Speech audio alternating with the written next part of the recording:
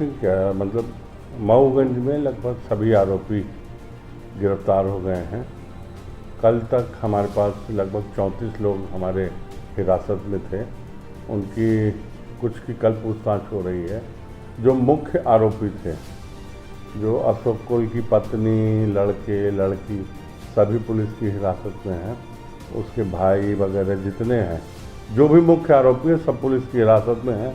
तो मैंने कहा कि आप लोग पूछ रहे थे बार बार, तो आपको आश्वस्त कर दूं कि लगभग 99% आरोपी पुलिस के कब्जे में आ चुके हैं। सर, किस मामले में कुल कितने आरोपी बनाए गए? अभी तक 34 हैं। पूरा क्या मामला रहा है? ये तो आपको पता ही है कि अशोक कुल का घर रहा।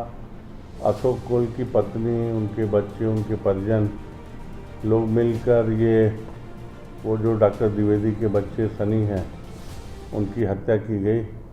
उसके बाद गंभीर कानून व्यवस्था की स्थिति निर्मित हुई, पथराव हुआ, उसमें हमारे एक एएसआई शहीद हुए और वहाँ पे बल लगा हुआ है लगातार।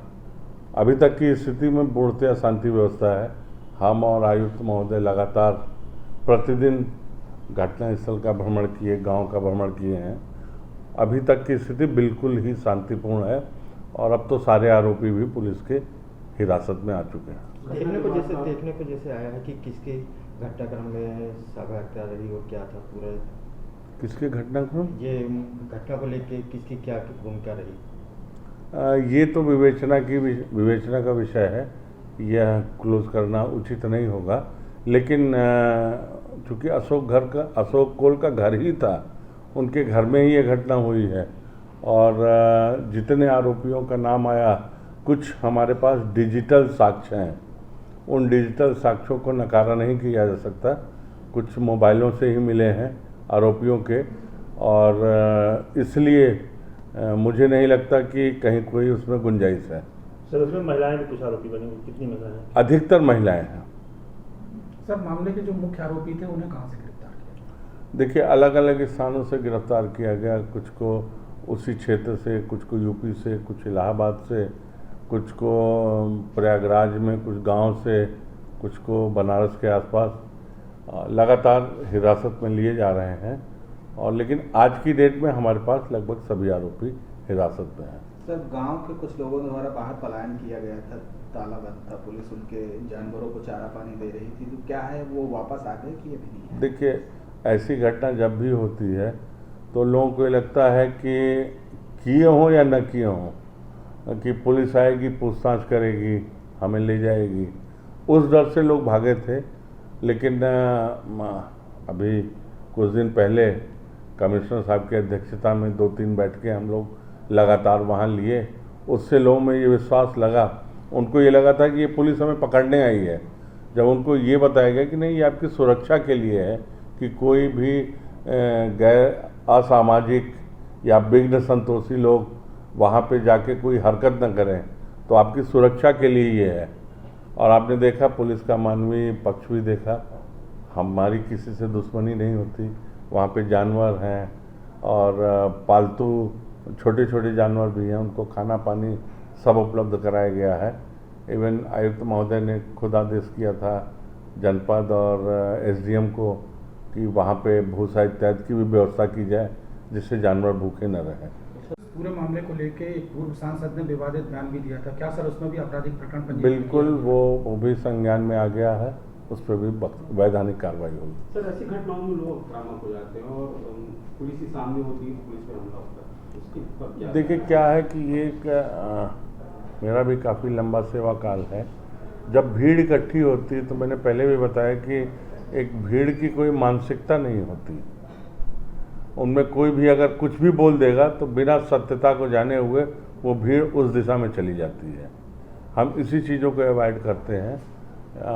यही कह सकते हैं कि कभी भी ऐसी नौबत आए, कुछ भी आपको सूचना मिले, कुछ भी अफवाह मिले, तो तुरंत रिएक्ट न कीजिए।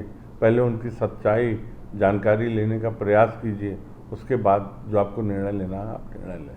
एक यूट्यूबर का भी नाम आया है उसके वीडियो में, तो किस तरह के यूट्यूबर का?